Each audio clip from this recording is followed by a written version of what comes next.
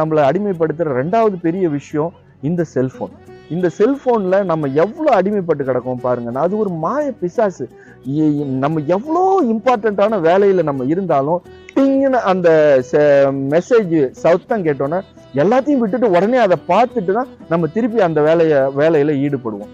அந்த அளவுக்கு நம்ம எல்லாரையும் கட்டி போட்டு வச்சிருக்கிற ஒரு விஷயம் இந்த செல்போன். இதுல நம்மளோட இந்த ஃபாஸ்டான காலகட்டத்துல நம்மளுக்கு இது ரொம்ப உதவியா தான் இருக்கு, இல்லைன்னா நான் சொல்ல வரல.